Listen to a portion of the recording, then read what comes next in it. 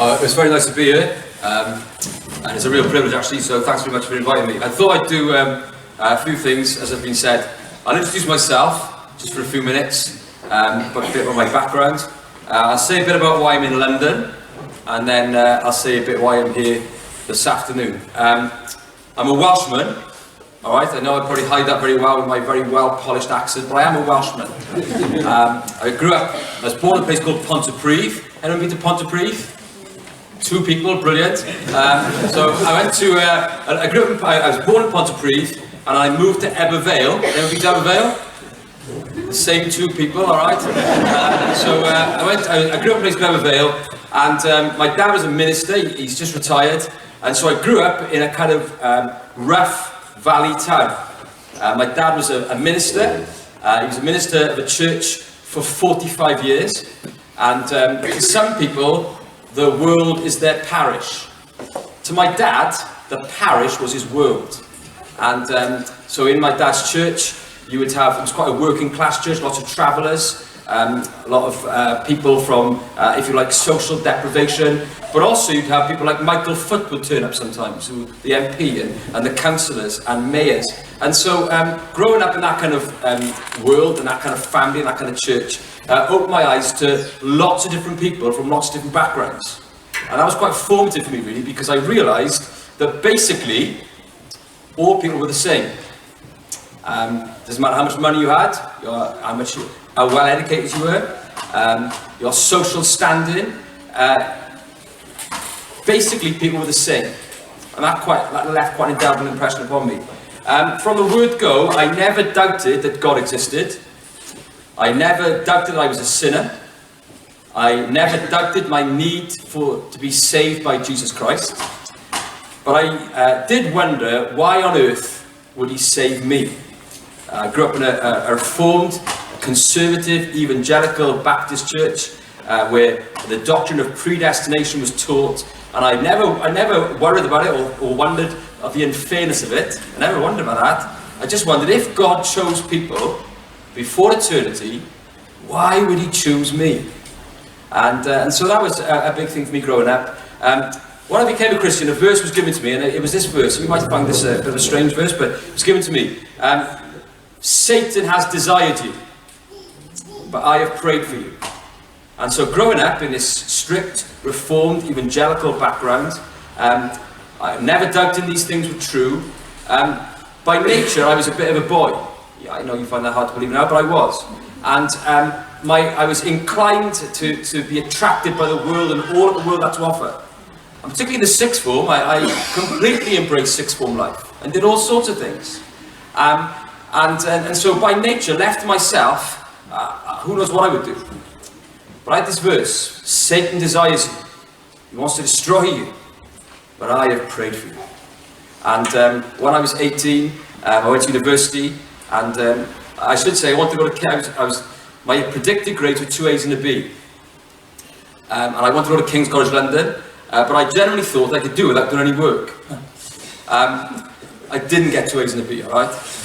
In fact, I won't say what I got, it's been recorded, and I would hate my school children to ever find that out. I won't say what I had. All I'm saying is it was nowhere near 2 A's and a B, alright? And I phoned out, I phoned up King's and said, any chance of me coming in? They just laughed. And so I phoned Aberystwyth University, and he said, oh no, I don't even come. And I went, oh please, went, go on then. And then I went, alright? So I went to Aberystwyth University, and this is all got a point, the providence of God. I went to Aberystwyth University, I went to Alfred Place Baptist Church, where Jeff Thomas was my minister for 3 years, and that was incredible. Because this boy who wondered whether I could be saved, wondered whether God would accept me, just taught me to take God at his word. So if he said, if you confess your sins, I am faithful and just to forgive your sins, trust it. If he says, whoever comes to me I will never cast out, trust it. I became the CViE president, and again, Mr. Thomas was invaluable to me, because he said, everything you say, you'll come across people from different theological backgrounds, you've just got to make sure everything you say you can back up by the scriptures. So they were really informative years for me. And then when I came to the end of my degree, I had no idea what I wanted to do. No idea. Someone said, what about teaching? Holidays are great. what about teaching? So I thought, yeah, actually the holidays are great, I'll give it a go. So I trained to be a teacher, and the rest is history. But when I started teaching, I absolutely loved it. I loved it. And I started teaching in a very rough school in Cardiff called Llanidin High School. It's no longer there, it's been bulldozed down. When I started my first day there, I was 22 years of age. The head teacher said to me, listen boy, he said, your job is to keep them in the classroom without running out. And he said, and when the police come, just make sure you're around. So that was, I don't remember that lecture in college about that, but there we are, we'll go with it. So I was there, it was great though, because you had to deal with all sorts. And then I went to a haberdashery school in West Monmouth in Pontypool. I was there for about 9.5 years, and that's when I kind of went up the ladder, if you like. I became a head of year, head of upper school, and then was promoted then to be assistant head teacher in what was the best school in Wales, Treorchy Comprehensive School. The head teacher there was formidable, and she really made me a strategist. And she was such an important person in my career. I then became a deputy head of a large school in Cardiff, and I would have stayed there forever. My wife's a Cardiff girl, she loves Cardiff. I had a great life, I could drive to school in 10 minutes, my wife could drive there in 7 minutes, my son could walk to school, no, to a different school, sorry, she's not a fast driver, right? She's not a fast driver. And my son would walk to school. It was great. We had family. We were very active in the Heath Evangelical Church in Cardiff. It was the church we've got. You know, we were very involved in it all, and we would have stayed there forever. I was very happy. We had a kind of idyllic life, if you like. But then this school came up, and someone said to me, "Well, what about the Fulham Boys' School?" And I applied for it. I shouldn't really have got it because. They wanted somebody who was old, an experienced head, ideally someone from a private school background, a kind of Etonian. And then I turned up, and I was young, it was 5 or 6 years ago. I was a deputy head, and quite a young, inexperienced deputy head. I'm definitely not an Etonian, I'm a free school meal boy from the Welsh Valleys. And my chair of governors, even before I opened my mouth, he saw me, he saw what I was wearing, and he said, get rid of the Welsh boy, get rid of the Welsh boy. And the deputy, this is all part of God's providence, the vice chair of governors, who's not a Christian at all, but actually says she's an atheist, she said, no, I've seen his assembly, keep him in the mix, just a bit longer. And 2 days later, I get the job. I can see God's hand in all those things, alright? God's providence. And all through that time, there have been times when I have let my Saviour down. There have been times when I haven't prayed. But I thank God that even though there have been times throughout my career, throughout my life where Satan has tried to destroy me, there's been a man in heaven who has prayed for me. So that's why I'm here today, really. In the Fulham Boys' School, providence, God's hand. But why the Fulham Boys' School? Well, because the Fulham Boys' School, why I was attracted to it was because it was built on 3 pillars. The Christian faith, boys, and enterprise. And I just want to talk to you briefly about why it's a boys' school, and why before that, really, why we think this school is important. Education is a real hot topic at the moment, and I would say there's a very hot topic among Christian circles. Maybe many of you are frightened to send your children to a state school because you think, and rightly so, that what they are taught flies in the face of biblical Christianity. You're also worried maybe about the ungodly influences that will surround them as society moves further and further and further away from God. I'm a head teacher, but I still believe that the main responsibility for educating children is at home. The book of Proverbs says 26 times it instructs fathers to educate their children. 13 times it tells mothers to educate their children. The family is the main place to educate and nurture your children. But we live in a society where the family's broken down. And other agencies have to play the role that the family used to play. Now, you can argue, and we can argue all day whether that's right or wrong, but I'm just saying to you, that's the reality we live in. And I would say that the schools need to now step up to the plate. And also, the next generation of families come from our schools. So I would say it's very important that Christians impact education. I would love, as a Welshman, I would love to have lived in 1904 in Wales. Love to have. A time of revival. I'm sure many of you would say, I would love to have lived in Spurgeon's London. I would love to have lived in the Reformation. I would love to have lived even in the time of the Apostles. I would love to have lived with Whitfield and Wesley. But we don't. We live in this day, at this time, in this place. And as the book of Esther said, we have come to the kingdom for such a time as this. This is where we are. This is what it's like. And what are we going to do? And I would say, as an educationist, why I'm in Fulham, the hand of God and all these things, is to impact education. Now, it's also great because the government have got an initiative, a policy, whereby they will allow groups of parents or communities or whoever really to set up their own schools. They were prepared to give people millions and millions and millions of pounds to set up their own schools. So that's what happened in Fulham.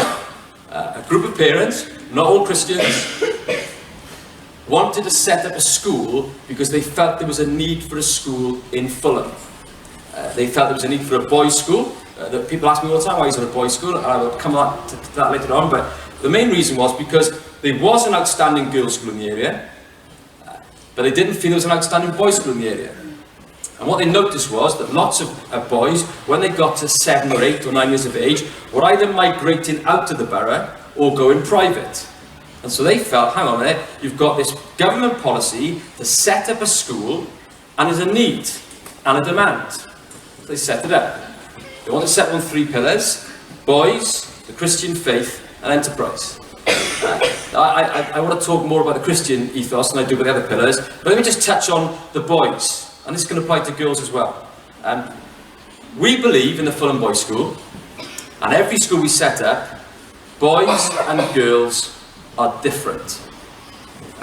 Not better or worse, not superior and inferior, but they're definitely different. We believe the Bible teaches that. The Bible says that there are men and women. We live in a day and age where of gender fluidity. Someone told me, I can't even get my head around this, apparently on Facebook there's over 70 types of gender. I can't work that out. I don't know what that looks like. A teacher in my school this week, his wife just gave birth. What's the first question you ask? Is it a boy or a girl? You don't say, which of the 70 genders do you think it might be? You don't do it. Is it a boy? Is it a girl? It's a basic part of humanity. There are boys and there are girls, and they're different. People who do research on the human brain will tell you they're different. The way that a girl's brain develops is different to the way the boy's brain develops. And in school situations, and I'm making sweeping generalizations by the way, but in school, a 5-year-old girl is far more able to sit still and do work than a 5-year-old boy.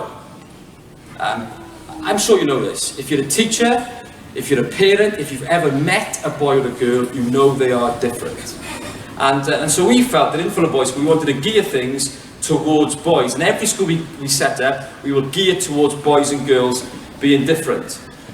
Girls generally do things to please. Boys generally like to do things not to please. All right? There's a wildness and a recklessness about boys. And that isn't always naughty. It's just, there's a kind of, I don't know, a spirit about them. And the problem, and I've said this myself as a teacher, you say to the boys, why can't you be more like the girls? And so they start thinking schools for girls. They start thinking maybe in a Christian context, Sunday schools for girls. So we have to be aware that in our minds, boys and girls are different. And so what we do, and we'll do this in every school we set up, as a free school, we're independent, we are free from the national curriculum, and so we are not bound by those things, and we say, what does an 18-year-old man need to look like? What does he need to know? What skills does he need to have? What sort of character should he have? And then we work backwards. We put a curriculum in place to make sure that he can meet the demands of GCSE and A-levels, and he's turning out to be that 18-year-old man he should be. And so we think that we put on the curriculum, we think they should know about history and geography.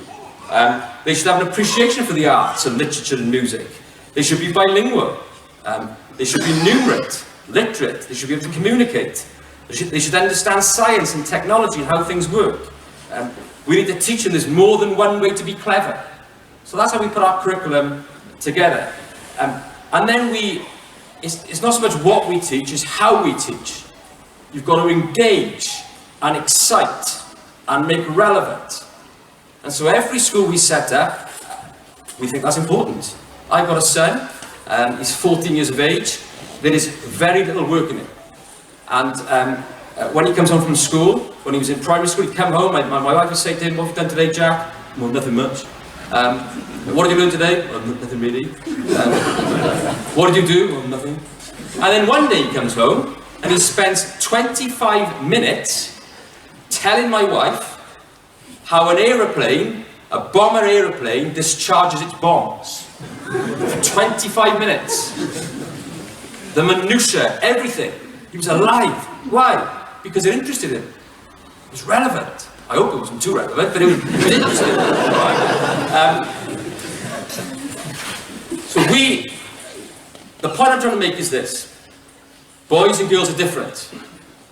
If we're going to impact education, we need to know that. And we need to provide a curriculum and a school experience which is relevant and of an outstanding nature. We put a lot of emphasis on discipline, on standards. You ask the boys in my school, my favourite 3 words: standards, standards, standards.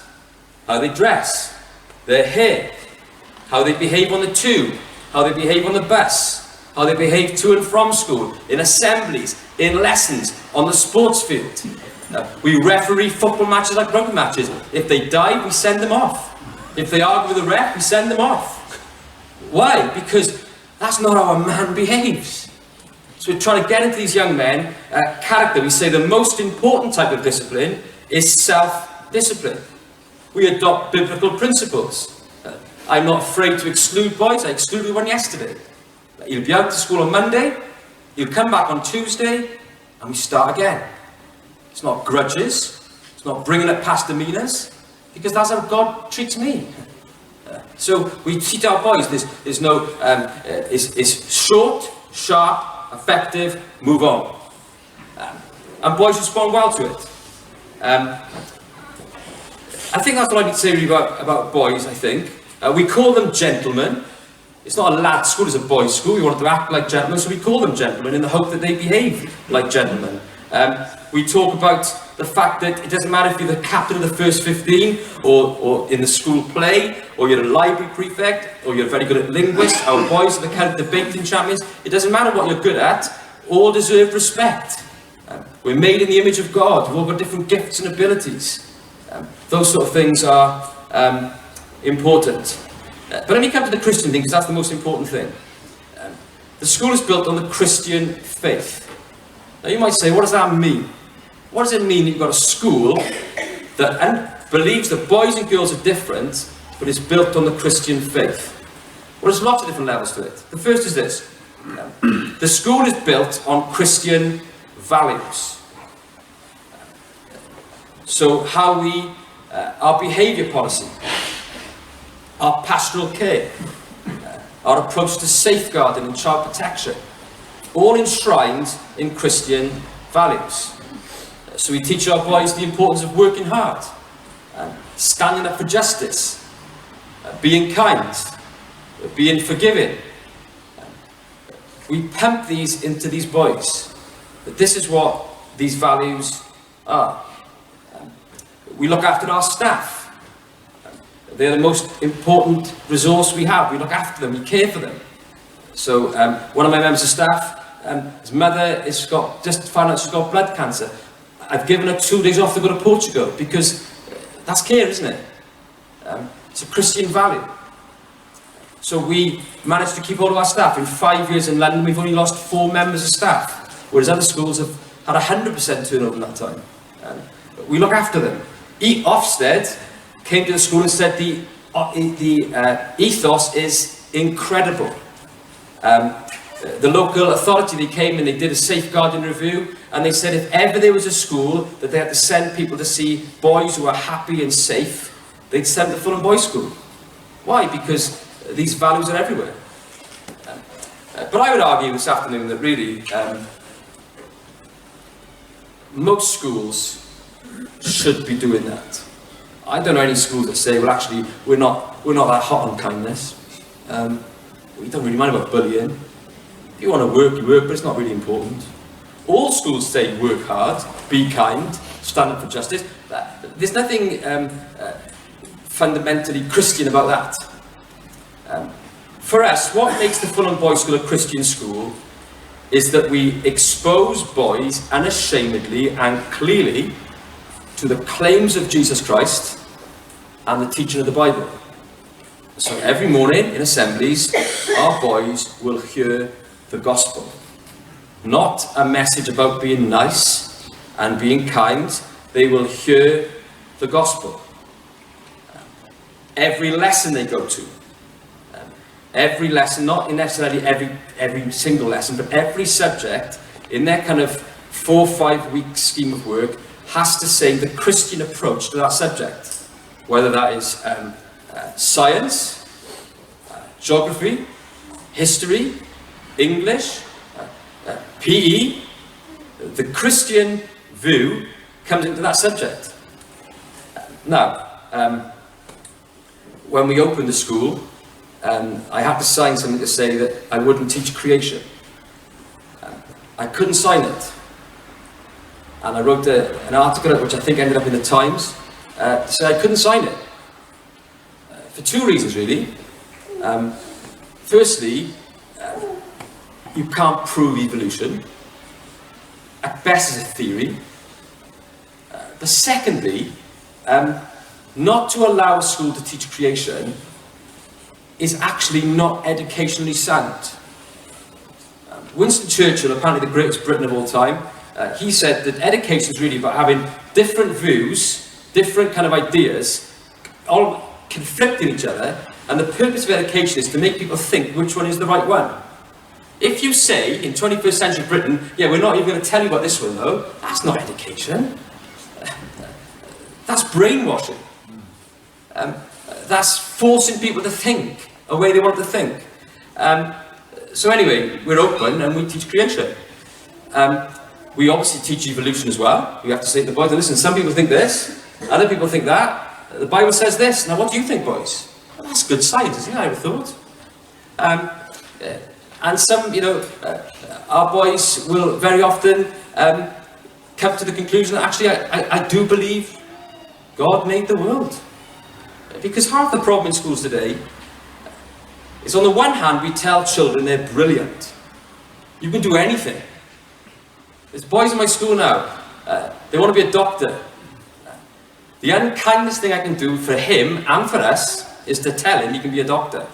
He ain't got the brains. He hasn't. No. But the idea is, isn't it? Growth mindset. You can do whatever you want. You can't. You can't. I wanted to play outside half for Wales. I wasn't good enough. But the problem is, on the one hand, we tell them they can do anything. But in science, we tell them they're just slime on a blue planet. There's a disconnect. Isn't there? If I went home tonight after this and said to my wife, I really missed you today, you're the most beautiful piece of slime I've ever met. Can you imagine it? Because you know, and I know, and she knows, and the boys in my school knows that they are fearfully and wonderfully made.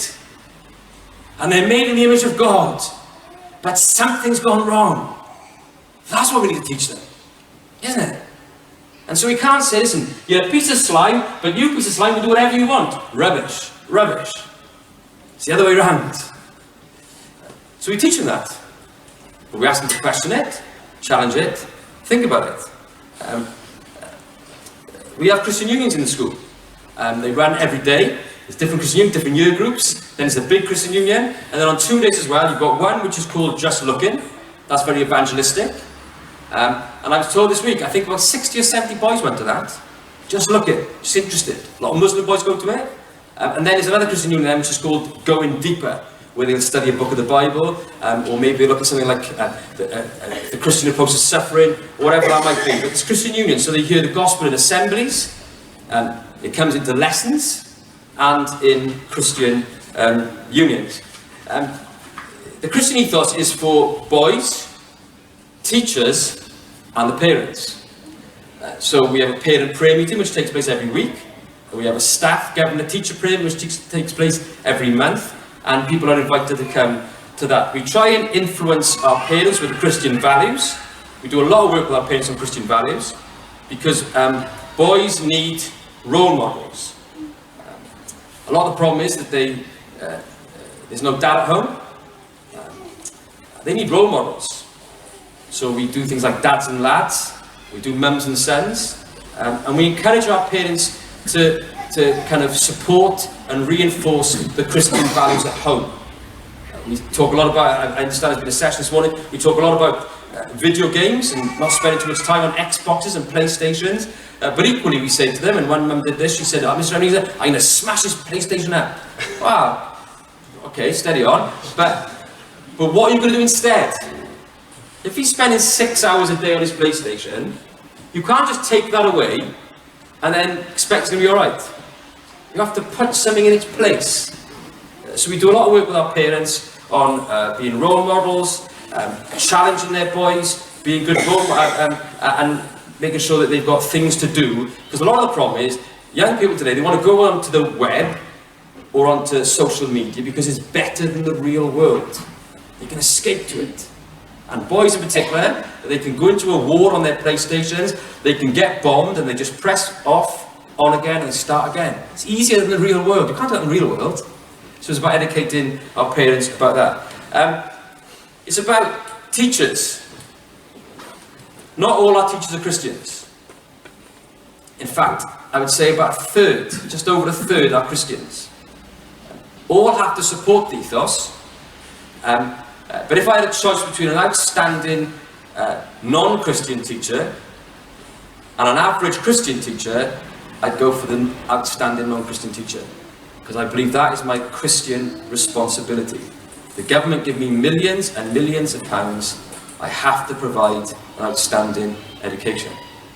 And also the school has provided evangelistic opportunities to these teachers. Before the summer, I think there was 8 teachers reading Christian books who weren't Christians. Lots of them said to the chaplain only recently, the things you're saying to me, I think they're true. I just like my sin too much. At least they're thinking. Some of them have said, before I came to Fulham Boys School, I had no idea what the Bible said. No idea. Never come across it. And so, every week, we have a staff briefing every day. On a Friday morning, we have a Christian ethos briefing where the chaplain will talk to the staff about the Christian faith. So we do 7 key beliefs of Christianity. He did the solas of the Reformation.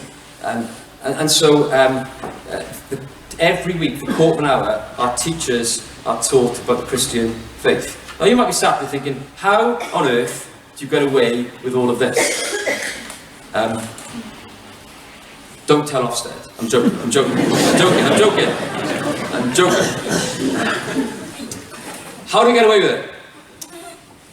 Well, because boys and girls are different, the Christian faith, and enterprise. And the whole point of enterprise is this: it's encouraging young people to question and think. Challenge things. We're not indoctrinating them. We're saying this is what the Bible says. This is what Jesus Christ claimed. Now, what do you think? You can question it, you can disagree with it, you can walk away from it, but you're going to think about it. We've got nothing to hide or be ashamed of. I say to Ofsted and the Department of Education, the Director of Education came to see me last week, I said, listen, come unannounced, come whenever you want. You can look at whatever book you want, you can talk to whatever boy you want, you can speak to any teacher you want, you can do whatever you want. You've got nothing to hide or be ashamed of. The Lord Jesus Christ, when they arrested him in Gethsemane, in the dead of night, he said to them, didn't he, why have you come tonight? I've taught openly in the temple. He asked 150 questions in the Gospels. The sects and the cults say, think like this, think like this, think like this. Christianity says, question it. It's a reasonable faith. So that's how we get away with it. We think the core purpose of a school is to make young people question and think.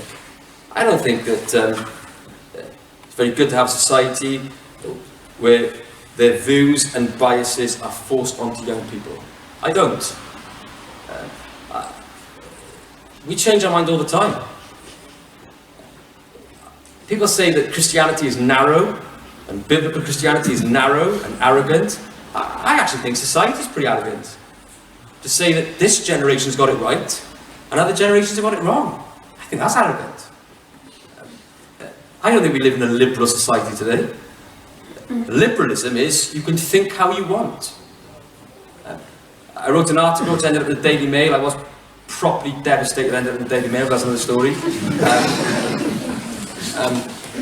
It was called Muscular Liberalism is a Bully. Amanda Spielman was the head of Ofsted. She wrote something saying that she wanted to face down extremism in schools. And she would do that by using muscular liberalism.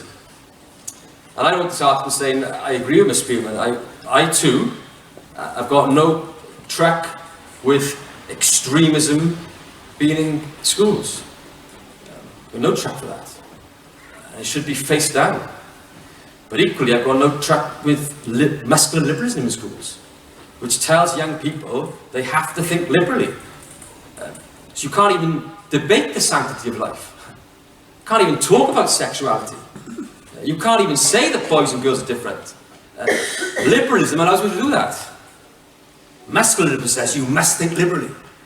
And so that's what we're trying to do in Fulham Boys' School, is trying to buck the trend, claim back the ground, because it makes sense. So when Ofsted came, they said debate and discussion are encouraged through an active Christian union, which the pupils told the inspectors they value very much. The other reason we get away with it is because we are committed to excellence. Lots of schools, religious schools, have closed or been forced to close. Some of them because, quite frankly, they just weren't good enough. Extreme Muslims, some Christian groups, they set up schools just to peddle their message. That's not right. It's no wonder they closed. First and foremost, you have to be a really good school. And if you're a really good school, people want to come to you. And then you're able to do more. So on our waiting list at the moment, we've got nearly 500 boys. They want to come. Because it's good. And so we put a lot of emphasis on the school being good. Our rugby teams are very successful. They've won 5 trophies. Our football team, our Year 8s are the London champions. Other teams are the local borough champions. Our boys, as I said, they're the London debating champions. Ofsted, when they came, they said teaching is a strength. Boys love learning and speak highly of teaching. We deliver a strong academic curriculum. The school's delivered on the big claims it made before it opened. Academic progress is strong. Why am I telling you this? Because if you're going to do it, you've got to do it well. That's my Christian responsibility. Not to do something half-baked that's going to be alright. It's got to be really good. The government are giving us lots and lots of money, which is why we have to appoint outstanding teachers. And as I come to an end, The other thing I need to emphasise is this. Everyone is welcome. So, 15% of our boys are black Caribbean. 13% are black African. Nearly 10% are Asian. 20% of our boys come from private school backgrounds. I can tell you now in year 9, there are boys who've got the opportunity to go to Eton. They choose to stay at Fulham Boys School. It's the school of choice. Some of the wealthiest people in London send their children to Fulham Boys School. 20%. 40% come from social deprivation. Similar backgrounds to me. Actually, rougher backgrounds to me. Their fathers are gang leaders. Tough inner city London estates. But they're all welcome. And if you were to come to my school on Monday, I hope you would know who's who. That's the idea behind it. A truly comprehensive school where your postcode doesn't matter. And the idea is that you've got a boy who maybe from the age of 2 months, his father said to him, "One day, my son, you will go to Oxford University." Sat next to somebody who doesn't even know where Oxford is. He's never been further than 3 streets from the North End Road. But they sit together in class. He looks at his work and thinks, hang on a minute, if he's going to Oxford, I think I can go to Oxford. Because there's not much difference. That's the idea of it. Education is transformational. Christians, we need to impact education. Transform young people's lives. But I have to say this to you. I'm an educationist. Education's transformed my life. But one day I've got to die. And I can transform young boys' lives in Fulham. I can get them from tough inner city estates to Cambridge University. I can do that. They've still got to die. I can get them 10 level 9s at GCSE. I can get them to win the London rugby and football. I can do that. Not on my own. I need other people to help me, don't get me wrong. I can do that. But they've still got to die. What does it profit them if they were to gain the whole world, but they lost their souls? And what can these young men and women growing up in 2018 in Britain, what can they give in exchange for their soul? That's why we need to impact education. And so that's why I'm here today. That's why I'm in Fulham. That's why I'm here today. Because the government came to us, the government, don't forget, came to us about 2 years ago and said, will you set up more schools? And we thought about it, we said, yeah, we'll do that, but you know what they'll be like, all right? And he said, Alun, I don't care what they're like, as long as they're really good.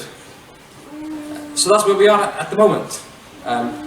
We are working with local groups. We've got a possibility of one in Cambridge, one in Haywards Heath, one in Mortlake, thinking of a special school in the local borough. Primary schools are getting in touch with us now. One in Manchester. We're thinking of doing something on a private school model in my homeland, Wales. It's quite exciting times. The government giving us millions and millions of pounds to set up schools where we can expose young people to the Bible and to the claims of Jesus Christ. I think that's quite exciting. We need local groups. We need people to be governors who've got the expertise. We need wider groups to kind of generate interest, to prove that there's a need for these schools and a demand for these schools. We need all of that. The Fulham Boys School, we call the Charles Spurgeon Trust. We will do a lot of the work, most of the work actually, but the local group have to provide demand and need. That's what they have to do really. But we can work with them on that as well. I think it's exciting. People say, but Mr. Ebenezer, is it because of you're enthusiastic about it, but you can't be everywhere? Listen, I am the least important person in my school. The least important. If I didn't turn up for a couple of weeks, I don't think they'd really notice. I never plan lessons. I never teach lessons. I never mark books. We got a school trip yesterday and today, I'm not on it. I don't run the rugby teams. My teachers do that. What I need to do is make sure people are in these places. And be the backstop, the fullback. There's definitely going to be tough times ahead, there definitely will. With transgender, with all sorts of things. There'll be tough times ahead. But we have to hold the line. And we have to remember as well that the Equalities Act of 2010 protects us more than we think it does. It really does. And I know there's a group of men in Parliament now. I'm meeting for supper. We got quite good links to Westminster. There's about 3 or 4 of them now. I'm meeting over the next few weeks. They want to see ways they can help us. Because I think the man in the street, whoever he is, I've never met him, but the man in the street, you know, they all say, oh, the man in the street, I think he's had enough of all this as well. I think actually, this muscular liberalism is giving way under its own weight. And we need to be there. So we've got a choice, haven't we? And this is where I will definitely close. We've got a choice. You can take the view that today we live in dark days. We do. You can take the view that Christianity's had its day. And we just got to somehow just, you know, stiff up a lip and get to the end. You can say that Christianity's impotent, irrelevant. You might, if you're a young person, you might think actually it's a bit embarrassing to be a Christian. It's certainly offensive. You can then, some Christians do, they say, well, okay, we need to be a bit more, we need to engage a bit more, so we've got to have a Christ which affirms everything and demands nothing. You don't want that either, do we? We can retreat to the barricades. We can go along with it. I would say let's not do either of those. I would say let's adopt the same approach as the Apostle Paul, who longed to go to Rome. And Rome, you read Romans chapter 1, it's like reading about modern day Britain. And this man, who I don't know, tradition says this, doesn't it? He was an ugly little man with beetle brows, bandy legs, a bald head, a hooked nose, bad eyesight, and no rhetorical gifts. That's what they said about Paul. And yet he was desperate to get to Rome. Why? Because Rome needed the gospel. And he said, I am not ashamed of the gospel. Not ashamed of it. He said, in fact, I am bound to preach the gospel. He says in Romans 1 verse 15, isn't he? As much as in me is, I'm going to give it all I've got. If you ask me a question, you say to me, how are you? The first thing I say, I'm busy, I'm busy. I'm sure you say the same, I'm busy. We're all busy. But when I stand before my Maker, I don't think I'll say to him, I've been busy. I think I'll say to him, I should have done more. I was here for this short time. You put me on earth, in Britain, in Fulham, dotted around the country, for such a time as this. I should have done more. So my plea to you, education is where the next generation will come from. It's not the church, it never can be the church. It never should be the church. But my chaplain preaches to 600 boys nearly every day. Several times a year he preaches to their parents as well. We can start to get the gospel out there. And who knows, under God might what be possible. You know, I get scared sometimes. I'm in the media quite a bit, too much. I have emails, sometimes hundreds of emails at certain times when things are tough, with threats and all sorts of things. I do. Sometimes think, wow, I wish I could go back to Wales and just be, you know, hide away. It's a battlefield. But the good news is this, the King is on the battlefield with us. And the prayer of my heart is that we'll feel his presence more. And this day and age, maybe he will choose to revive his work again. And schools, churches, and other areas of life will once again resound for His glory. Diolch yn fawr.